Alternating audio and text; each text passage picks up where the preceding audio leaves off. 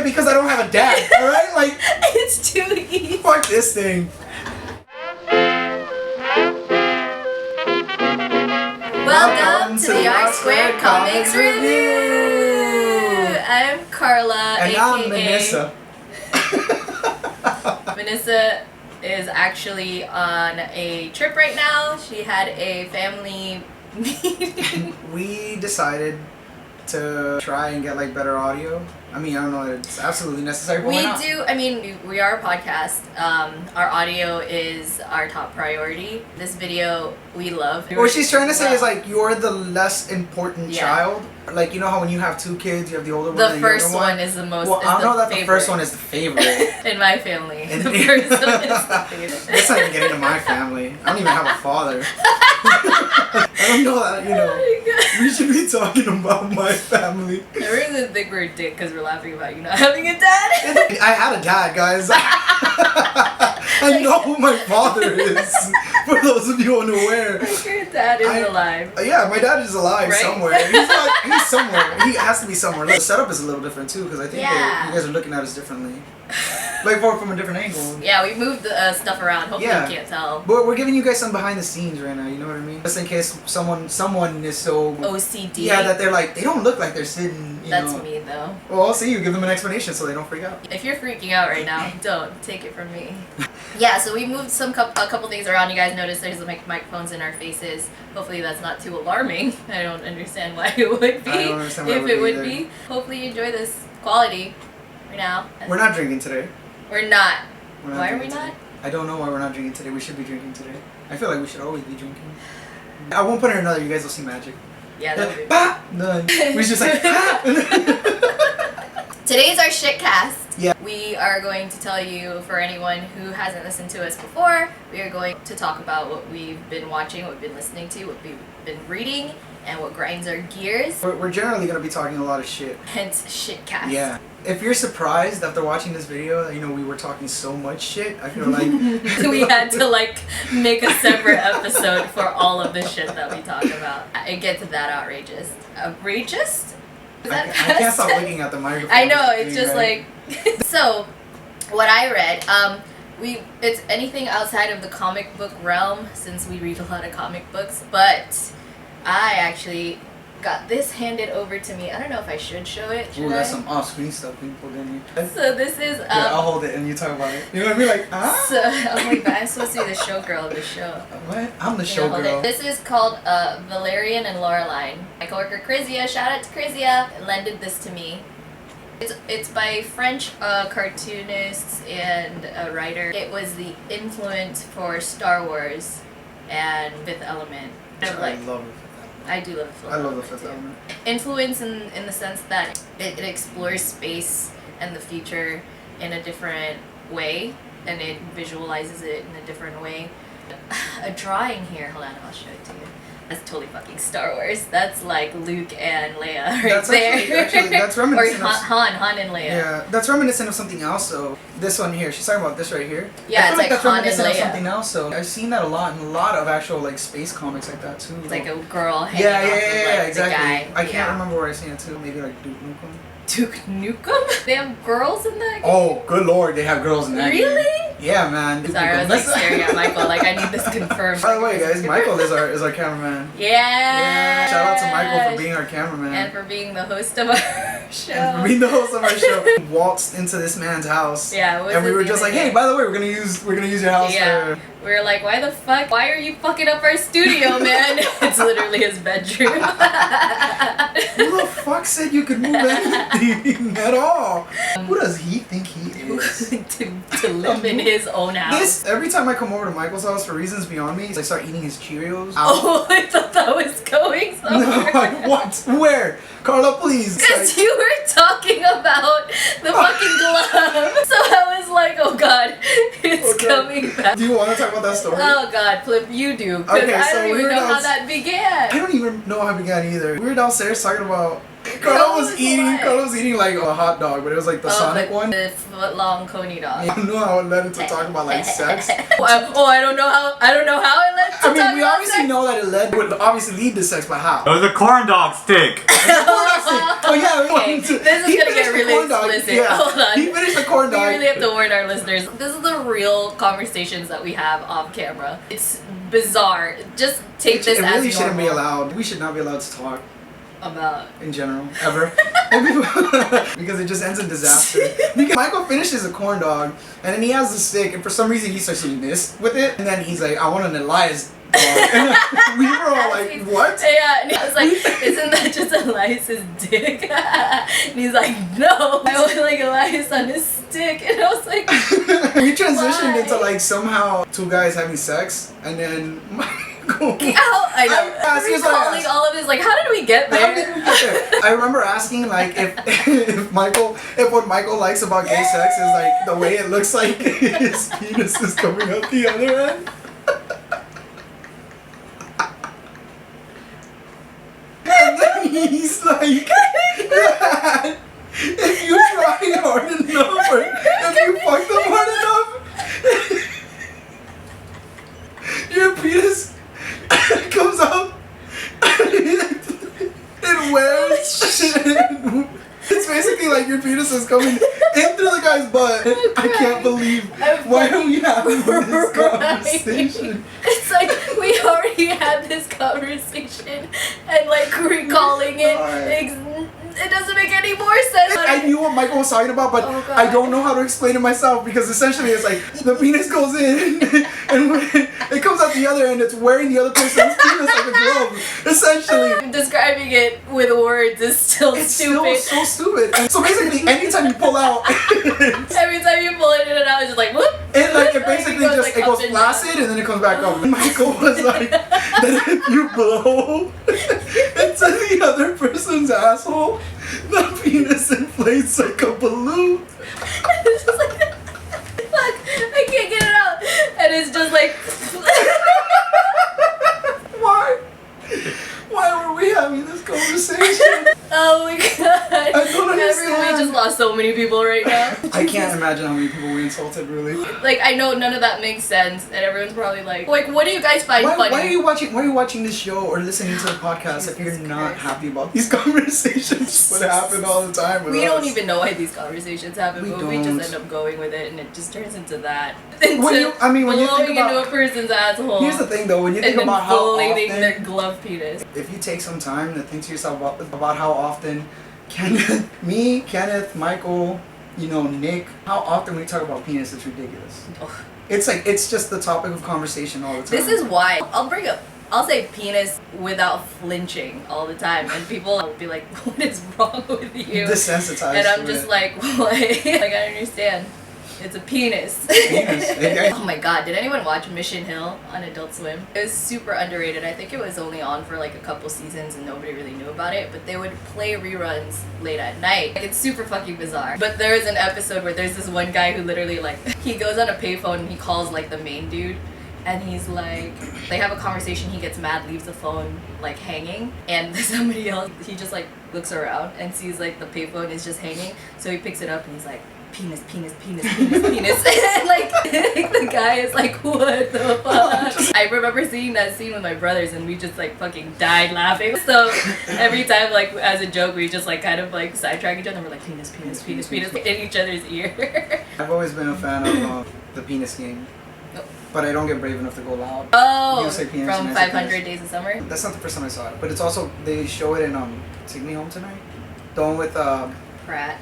Yes. Yeah, Chris Pratt, Anna Faris. Foreman? Yeah, yes, Foreman. Topher Grace. And then the guy from Fanboys, but I can't remember his name. What's Fanboys? You've never seen Fanboys. Are you serious right now? You've never seen Fanboys? So Fanboys has Kristen Bell, right? Is that what it is? I don't know if you saw this movie. Dan Fogler. Dan Fogler, the big guy that is in he's gordito, like he's a little chunky, he's husky. He's in I'd have to show you who he is. Anyway, it's this movie about a bunch of like Star Wars fanboys. They want to watch the release of the Phantom Menace. They want to watch the movie, But one of their friends is dying. Like I don't like this anymore. he's gonna pass like before the movie's released. So their whole thing is like they want to go on like a trip over to big ass portion of land that fucking George Lucas owns and try to like sneak in and watch the like movie before it's released. And it's hilarious because there's like they run into like Star Trek fans and they trash them and like talk all this shit and all these little like Star Trek like kids are super mad. I'm sorry, I'm totally like insulting Star Trek. He's just throwing all kinds of fandoms in But there. it's a good movie. You should watch it. That sounds like it's in our alley. What a good segue, because we're talking about Star Wars fanboys. I think that's how we went into it. I don't remember where we left. I got lost between the fucking asshole glove and all that shit. So, Valerian and Lorelai, inspired or was a source of inspiration for Star Wars and or Fifth Element. I think I'm like halfway maybe. When Chrissy handed it to me, my coworker, she was like, it's very French. I was like, what the fuck does that mean? I wouldn't even know. I read it and I'm like, oh, I get it 100%. Their descriptions for everything are so long. Like, it's almost like gothic. For a second, I thought you were gonna start saying they just spent their entire time like insulting like the Americans with your McDonald's obesity. Immediately go to McDonald's when you insult America. Yes, absolutely. Why? That's just the go-to. It's McDonald's and Starbucks. And obesity. And obesity, yeah. And like how stupid we are. I'm halfway, and it's interesting to see. It's set in future 28th century. In this story, he goes back to the 80s. And I was like, what the fuck was happening in the 80s? Don't you love like, reading or watching movies that like they hit you with like in the year 2017 everything is like robots and then they're like really like heavy techno music playing in the back, like they're just like running on like hover motorcycles and shit, and you're like, we have none of that. My favorite call out on that is, have you ever watched Harvey Birdman, Attorney at Law? Yes. When the Jetsons this show is from like 2003 maybe, and they're like, we're from the year 2000. Harvey's just like like the Jetsons are there like, wow, you guys are so primitive, and they're like touching like the telephone and shit like that. Like, Harvey Birdman, Attorney at Law was a great fucking show. That show is so good. I think there's an episode, I'm pretty sure there's an episode where it turns out, I can't remember his name, the guy from the Flintstones, what's his first name? Fred? Fred? I swear to you, I can't remember his name. He turns out to be a mafia boss. I should have said Barney. I mean, I remembered Barney, but I didn't remember Barney Flintstone. There's an episode where he turns out to be like a mafia boss. Fred? Oh! What ends up happening is like, it turns out that it's really stupid. But it's because his wife had been hitting him in the head so many times. And then, like, he's been getting hit by like bowling balls and stuff. So he was confused, like he had a completely like split personality where he thought he was a mafia boss and shit like that. It was super crazy and dumb. It was the funniest thing to watch. When you think back to that, that's also like when remember C-Lab something? C-Lab 2021? C-Lab 2020 was the original, and then 2021 is the parody. And now we have Archer. Yeah, these shows are fucking great though. Yeah. Like, you guys have to give it a chance. What have you been reading? Aside from, I mean, I have been reading, but I'm just like, I'm gonna get so much hate for talking about this. I read Harry Potter and the Cursed Child. Cursed Child. The Cursed Child. It was subpar. Ooh, it was legitimately controversial claim there. Like. I feel like what's gonna end up happening is like there's gonna be a bunch of even my own friends are gonna come after me with like rocks. Barbara's already on her way here. Right? She's just making her way to just murder me, just kill me. I love Harry Potter. I absolutely do. Right? As much as the next person, and the next person might not love it that much. I love Harry Potter. I'm the next person. I don't really care about Harry Potter. Okay, I love Harry Potter. The movies are kind of whatever. My favorite book, if I had to choose, is probably like The Half-Blood Prince. All right, but here's what bothers me about the Cursed Child. Cursed. It's written like a play, so everything is really quick. Don't expect to go into this book reading about how he went through like his first year of Hogwarts. If you've read the books, the 7th one ends with looking into like the future. You see Harry when he's a grown man, he has his 3 kids, so it picks up from there. And now you're seeing like Harry working for the Ministry. You know, it's way in the future. Their kids are going to school, and it focuses on Albus, which is one of Harry's kids. He makes friends with Malfoy's kid, who's called Scorpius, which I think is probably the best character. That guy was allowed to procreate? Yeah. Scorpius is probably like... Wasn't he a little shit? He was a little shit. Yeah, and he still is a little shit too. The point is, it's based on that, you know, it follows him around. The whole thing that bothered me about the book, like what really got annoying to me, like it's fine. In terms of like as far as like storytelling goes though, I feel like it struggles because it's dealing with time travel. which is already like a really tricky like thing to mess with. There's so many things that they did wrong when it came to time travel. That's me being like just nitpicking at shit, right? But in general, like as a Harry Potter series, I don't think it was necessary. Right? I feel like to bring that series back is just like for the fans. That's what I was thinking. It's not for the story anymore. Harry is a completely different person at this point. His personality is not the same. He's not like a fucking teenager anymore. He's not, but he still acts like one. Like, he's only really concerned with the way he feels. It's all about how Harry can't really understand his kid. Not because he's made the effort to try to put himself in his kid's shoes. He's just still concerned with, like, Voldemort.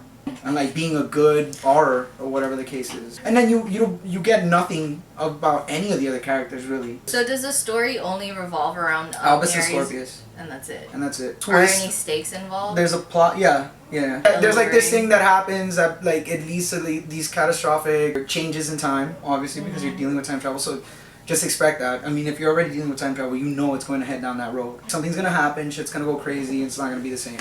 So you have that. You don't get a lot about any other characters. You get McGonagall a lot. I can't say her name for some reason. I'm struggling. Say it again. No, I refuse. You get Malfoy, which is fun. I like that he's included. Ron barely, honestly. Hermione, that's it. Are they coming out with like more in the series? No. Okay. So here's the thing. This book was first of all written, and I'll reiterate, as a play, and secondly, the reason it was released is because she wants like the whole of Harry himself to basically come to an end. Like, it's dead after this point. Not that he's dead. Following Harry Potter himself as a series is done. She wants to set it up so that she can explore the wizarding world. Oh. She wants to be able to explore. She us as the audience.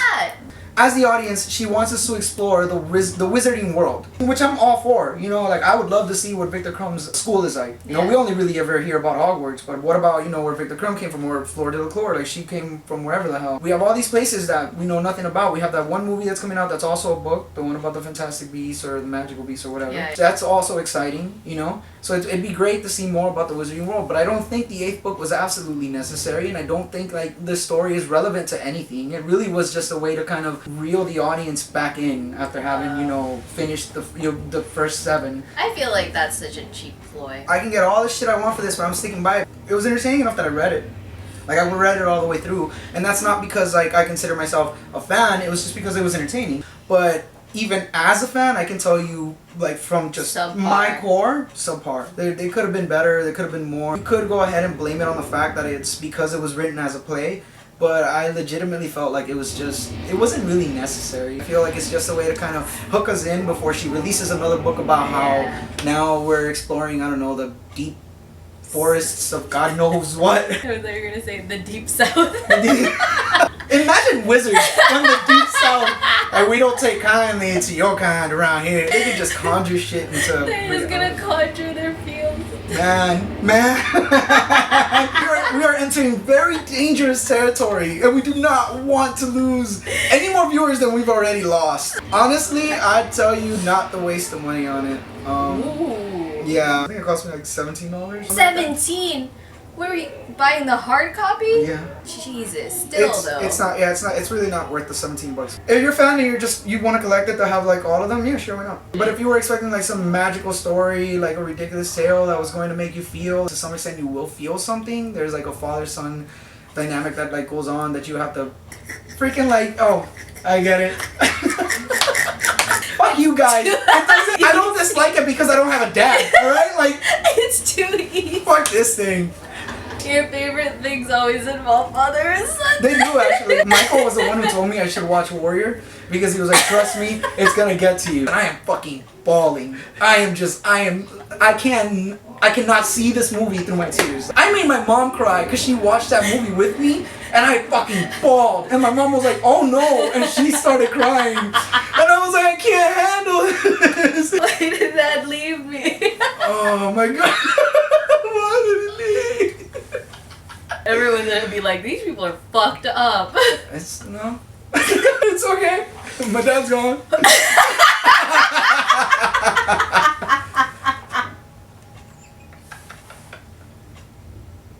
God damn it.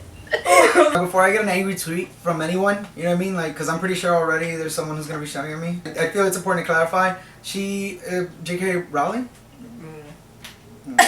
I love looking over at you for confirmation, and you're just like, fucking. She didn't write the story. Again, it's a fucking play. No, it was written by like I think it's 2 other dudes, and she approved it. So I guess like it's not a reflection on her, and that might have something to do with why the story seems so kind of lackluster. But it doesn't excuse the fact that we didn't need it. Okay. Like, yeah, okay, I'm glad that I got to read about Harry again, but really, like, I don't... It sounds like it was just for the fans. Whatever. Which is an entirely terrible thing. It's done, it's dead, let's move on. Go ahead, Karla. I went to the theaters with Leanna, and we watched Don't Think Twice. It was written by Mike Birbiglia. Loves him. I love him. I watched him. I love that. His stand-up always kills me. Because he's so just deadpan. He doesn't put emotion in anything. He's just like saying it like matter of fact. Yeah. I watched his stand-up like a while back. It was at this time where I would have like Comedy Central just playing, and we would watch like random stand-ups. I used to watch stand-ups all the time. Yeah. His came up randomly, and I was like, who is this guy? And then we find out his name is Mike Birbiglia, and I remembered that crazy-ass last name. He wrote this movie. And it's produced by Ira Glass. He produced This American Life. It's under the radio station in Chicago. He's a very popular in the radio world. He's a very popular. No, please. So Ira Glass is a very popular in the radio world. He's a very popular. And he produced this. I hit you so hard so that our listeners can hear it. On the mic. Like, pow! So if anyone didn't understand what just happened, I just slapped the shit out of they're like, damn, that didn't sound good. Like the next episode. You just have like an ice. No, the next episode you guys are just like, Elias is gone. He died. He didn't make it. He's dead. And his dad left him.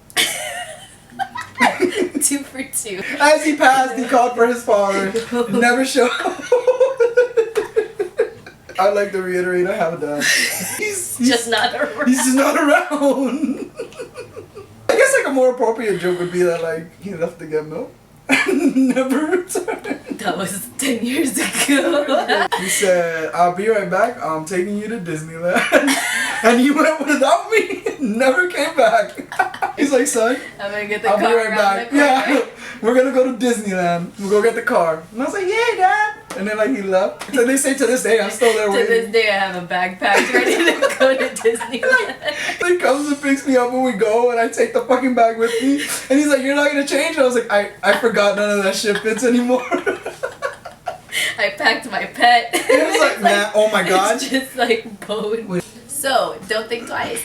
So it's produced by Ira Glass, written and directed by Mike Birbiglia, starring Mark Birbiglia, Keegan-Michael Key, Michael's favorite, Kate Micucci, Chris Gethard, and oh my god, I'm forgetting the other woman. I'm so sorry, but she is hilarious in it. It centers around an improv group. The crux of the movie is one of them gets really famous. It sort of just shows the dynamic of that. I love improv. I don't know how that started. I went to New York one year. My brother was living there at the time, and he wanted to see the Upright Citizens Brigade show. And he heard about the ASCAT 3000 one, which is the one that the founding members of the UCB started. Amy Poehler, Matt Walsh, Ian Roberts, and Matt Besser. God, I sound like a fucking nerd right now. Went to go see a show. Fucking loved it. I lost my shit because Amy Poehler was there. After that, I don't know, I got into listening to improv comedians. And a lot of improv comedians have so many podcasts. And they're so good. All of them fucking host one. It's great. How Did This Get Made? They're all improv. Freaking Paul Scheer, Jason Mantzoukas, June Diane Raphael, Improv for Humans, which is Matt Besser's show. There's even like the Doughboys I listen to. I guess I just... I want to. Okay, this is where I'm going with the story. My friend Pia is actually, she graduated in musical theater. She's an actress, singer, dancer. She has a bunch of friends who went into improv because it's like a great tool. But it's also like a form in itself, and a lot of improv actors are actually like, they're very talented. I went to go see a show and I was like, I kind of want to do this. We'll see. Right when I was debating taking classes, I heard about this movie. This was months ago, by the way. Obviously, the podcast I listened to, they were like kind of teasing it. I was like, oh shit. Maybe I should wait to see this movie to see what life would actually be like. And I saw the trailer and I'm like, yeah, that's exactly what I expected life to be like if I decided to go down this path. Is it, alright, I haven't seen a lot of improv, but I would imagine that it's just a lot of like when you're starting off, it's just a lot of empty like shows. Yeah, and like bad ones. Yeah. I'm never a shy person, but when we went to the show, to the actual improv show at the Villain Theater here, they had like a section at the end where you could go up, like they would let the audience member go up and do like a 10-second or something like that with an actor. They were like, don't worry, like don't be shy, we're very like supportive here, because the whole thing is about like having each other's back when you're setting up a scene. I wanted to do it, but that was the first time in a long time that I felt my body freeze.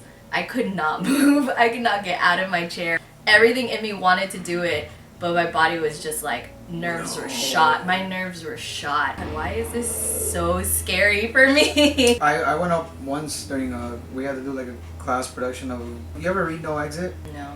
It's a story about some people that are caught in like limbo or something like that. You're gonna have to excuse me on that because I read it back in high school. They're stuck with like people that they hate or something like that. This is their version of whatever punishment. We had to do our version of that story.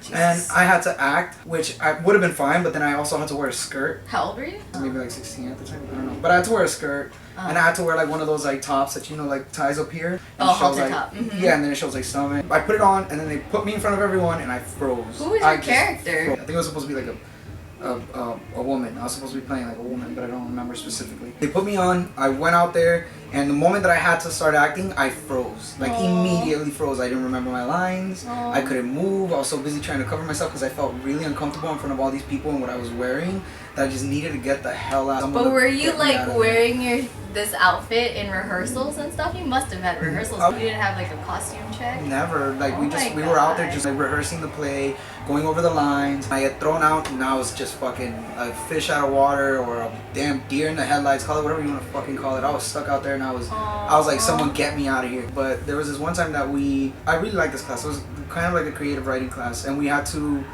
do like a performance type thing with the Greek god. I went up and did stand-up. I did stand-up comedy like nobody's business. Nice. I had people rolling. The only joke I remember was about how Poseidon caused earthquakes up from the sea with his big ass dick. I was up there talking about how like he just rolls it out and it hits the ground, and that's why like the seas go fucking crazy and like tsunamis wash over. I had my teacher laughing too, which I was surprised about because I was like, I thought she was gonna throw me out. Talking about dick shit. Now, you know, full circle, talk about dicks again. Talk about dicks again, dick! This show brought to you by dicks. Not the sporting goods, but like... Actual dick. Actual dick. Like, why dicks? this? That's the balls. I saw you do it, and then I was because like... I saw Michael do it. Oh, hanging nuts.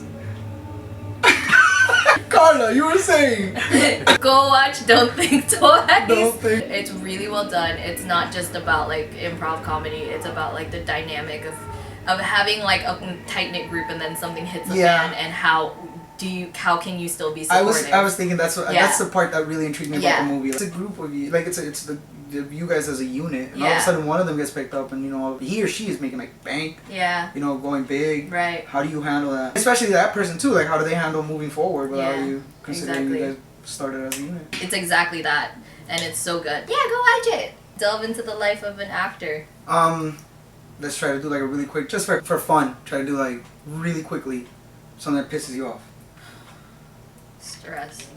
Alright, Karla, we're not talking about like something deep, damn it. We're trying to like aim for something we can talk about really quickly, like someone who cuts you off or some shit.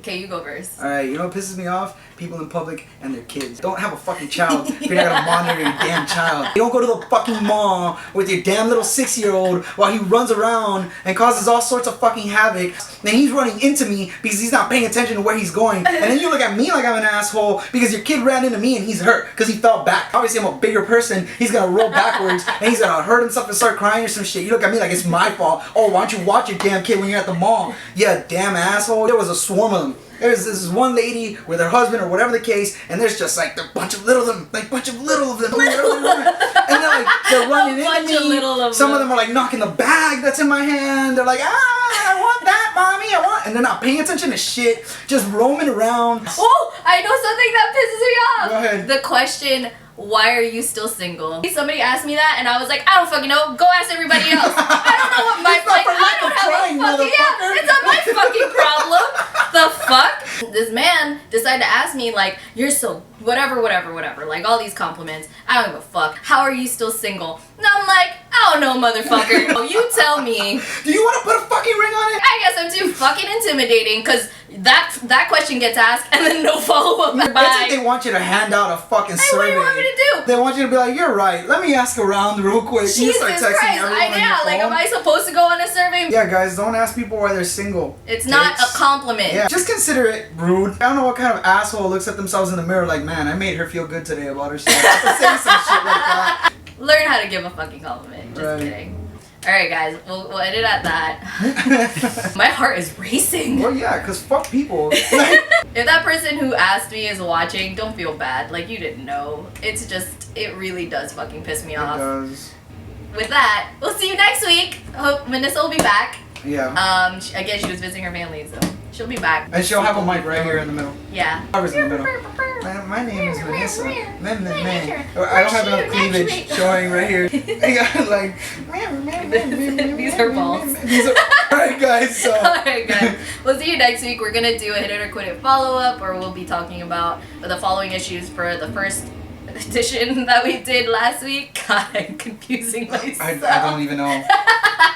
We'll see you next week. We'll be doing a follow-up, and Menissa will be back. Be sure to follow us on iTunes. You can find us at R2 Comics Review. You can follow us on Instagram or Twitter at R2Comics. You can also find our personal shit on there too if you want to follow us. Who cares? And if you like, hit the subscribe button, hit the like button, tell all your friends. We love you. Bye. Bye. I was like, no way.